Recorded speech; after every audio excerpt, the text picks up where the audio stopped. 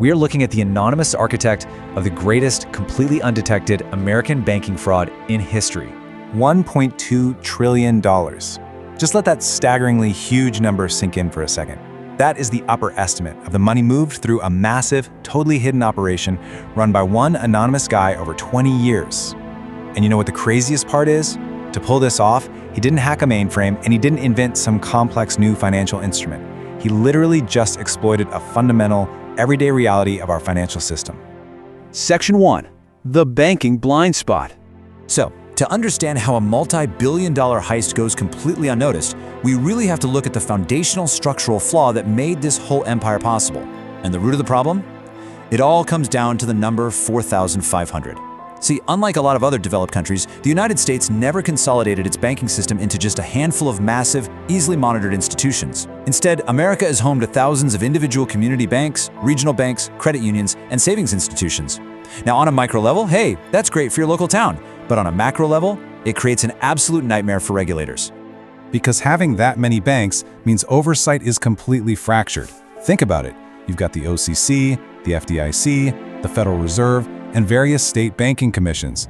All these different agencies are watching different institutions using completely different reporting systems and applying entirely different thresholds for what even triggers an investigation. It means no single regulator can see the full picture.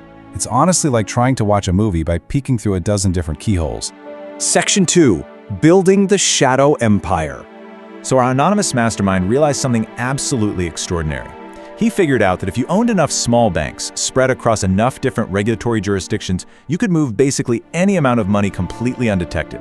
He spent 3 whole years planning this out. But he never bought banks directly, and he definitely didn't put his name on anything. Instead, he used a massive network of shell companies registered in corporate secrecy states, places like Delaware, Nevada, and Wyoming, where ownership disclosure laws are practically non-existent. And every shell company had these carefully recruited directors who were paid very well, but only knew their one specific, isolated role. The regulators literally had no idea that all these seemingly separate banks traced back to one single guy. And the chronological scale of how this invisible empire grew is just astounding. Look at this. By 1989, he controlled 11 banks. By 1994, that grew to 31. And by 2001, he secretly owned 72 individual banks spread across 23 different states. We are talking about thousands of unknowing Americans here. Tellers, loan officers, branch managers, all going to work every single day completely believing they worked for normal, independent community banks. Section 3. 3 pipelines of profit. Okay, so with this massive network running, how is the money actually moving? Well, the genius of the operation was really in its structure.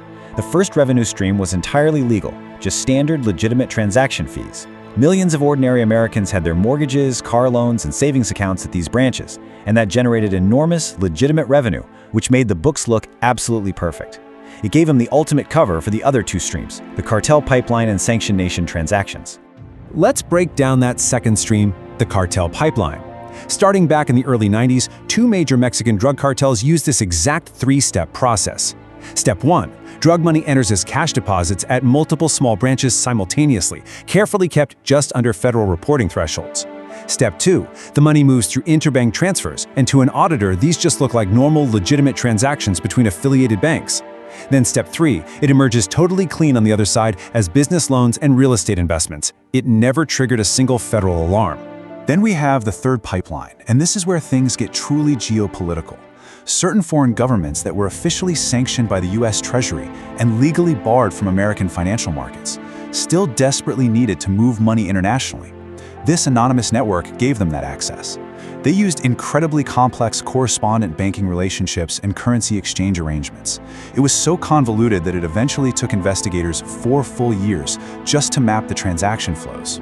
Section 4. The Tucson Mistake. So, I want you to think about this for a second. How exactly did a $1.2 trillion perfectly camouflaged financial network actually fall apart? Like, what does it take to unravel a 20-year, 72-bank conspiracy spread across the entire country? The answer is a single careless mistake in Tucson, Arizona. Back in 2001, a junior branch manager just happened to notice a pattern. He saw cash deposits coming in at regular intervals, consistently sitting right under those federal reporting thresholds. So he followed standard procedure and filed an internal suspicious activity report. That one tiny observation was the single thread that started to unravel the whole shebang. Now, the collapse definitely didn't happen overnight. Actually, that initial report in 2001 was quietly buried by a senior manager 2 levels up, but the branch manager kept a copy. Fast forward 3 years, he's frustrated that nothing happened, so he anonymously leaks it to a regional Arizona newspaper. The journalist's story was carefully worded, so it really didn't get much national attention. But it caught the eye of just one FBI financial crimes analyst in Phoenix who'd been tracking some weird interbank transfers. He cross-referenced the Tucson data with his own, and boom, suddenly this entire invisible empire came into focus. Section 5. The Classified Cover-Up. Once that single Phoenix analyst connected the dots, it triggered a massive federal response. 340. That's how many federal investigators from the FBI, the IRS, FinCEN, the OCC, and the Treasury spent 11 years meticulously uncovering this network. Senior investigators actually described the painstaking process as trying to understand the entire U.S. highway system by examining one single road sign at a time. And the final tallies these 340 investigators uncovered? Jaw-dropping. They officially confirmed the 72 bank acquisitions. They mapped out a 20-year operation. They estimated between $800 billion and $1.2 trillion had been moved, with roughly $50 billion in direct theft and fraud.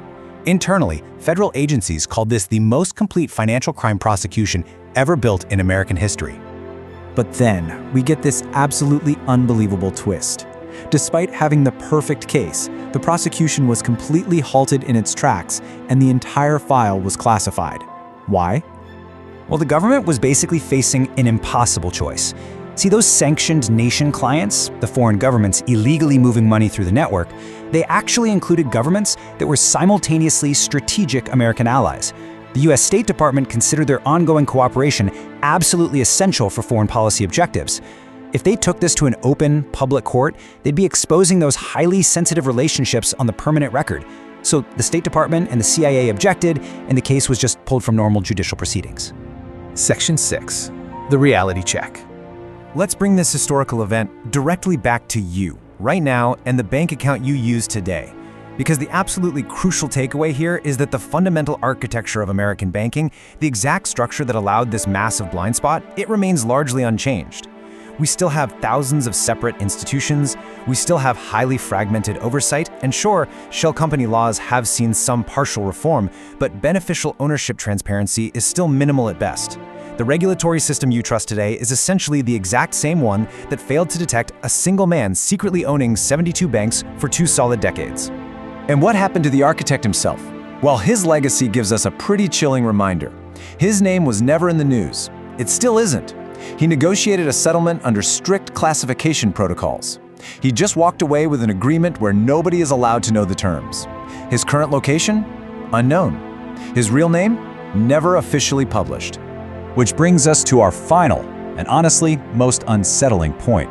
The full truth of this systemic heist, the names of the cartels, the governments involved, the 11 years of painstaking work by 340 federal investigators, it remains completely hidden from the public. It is still classified, right now, as you're listening to this explainer, and it leaves us with one incredibly provocative question. If a shadow empire of this magnitude could operate and vanish without a single trace, what else is hiding in the blind spots of our financial system right now?